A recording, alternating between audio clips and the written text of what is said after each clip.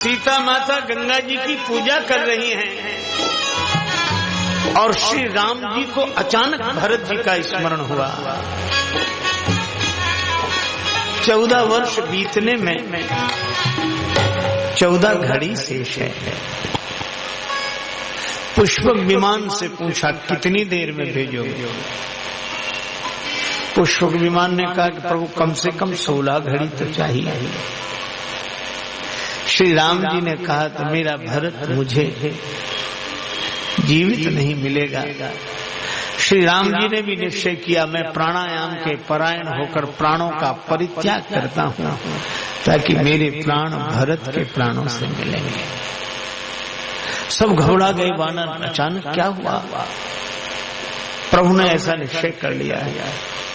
पर धन्य है श्री हनुमान जी महाराज प्रभु राम जी के चरणों में प्रणाम करके कहने लगे प्रभु मैं आपके श्री चरणों में प्रणाम करके यह कहता हूँ कि अगर यह हनुमान एक ही घड़ी में त्रैलोक्य की खबर न ला दे तो हनुमान हनुमान नहीं, आप मुझे आदेश दें।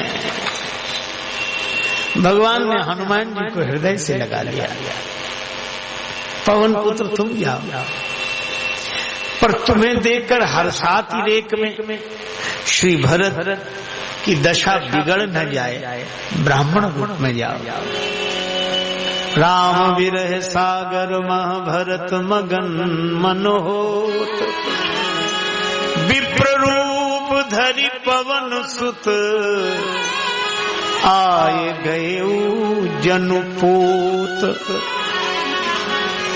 श्री हनुमान जी ऐसे आ गए जैसे समुद्र में डूबने वाले को जहाज मिल जाए।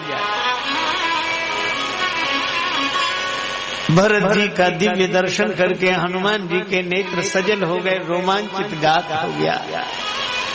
और इतने बढ़िया ढंग से संदेश हनुमान जी ने दिया। हनुमान जी यही बोले,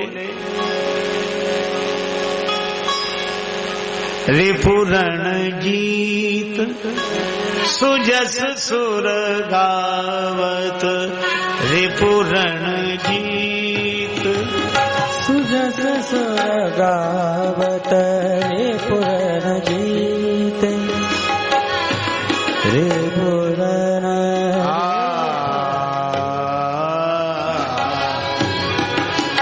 रिपुरण जीत रिपुरण जीत रिपुरण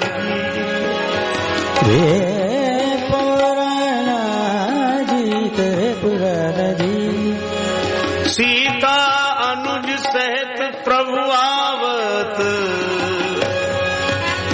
रिपुरण जीत रिपुरण जीत रिपुरण जीत। एक ही वाक्य में इतना सुंदर संदेश कोई नहीं दे सकता। यह नहीं कहा कि भगवान आ रहे हैं।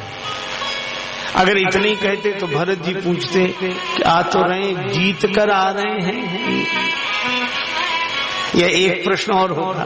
तो पहले ही कह दिया रिपुरण जीत, शत्रुओं पर विजय पाकर लौट रहे हैं। तो श्री सीता जी का हरण पहले हुआ था, श्री लक्ष्मण जी को शक्ति बाद में लगी। उसी क्रम से रिपुरण जीत सुजस सुर गावत, जिनका हरण पहले हुआ सीता,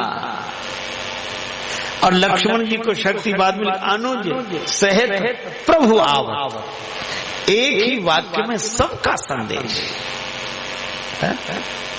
एक वृद्धा माता थी, आंख से दिखता नहीं था, गरीबी थी, उसके घर पौत्र का जन्म नहीं हुआ था, पुत्र का विवाह हो गया था। एक देवता प्रसन्न हुए, वृद्धा से बोले एक ही वरदान देंगे। बुढ़िया बोली हम भी एक ही वरदान लेंगे। अब उसने सोचा नेत्र मांगती हूँ तो गरीब रहूंगी, और गरीबी दूर करने के लिए मांगती हूँ तो घर में नाती का जन्म नहीं होगा, क्या करूं? तो उसने कहा कि मैं एक वरदान यह मांग रही हूँ, क्या? का मैं अपनी आंखों से अपने पक्के मकान में सोने चांदी के कटोरों में अपने नाती को दूध भात खाते हुए देखूं। अब बोलो, एक ही वाक्य में उसने सब वरदान मांग लिए। मैं अपने नेत्रों से देखूं तो नेत्र मिल गए।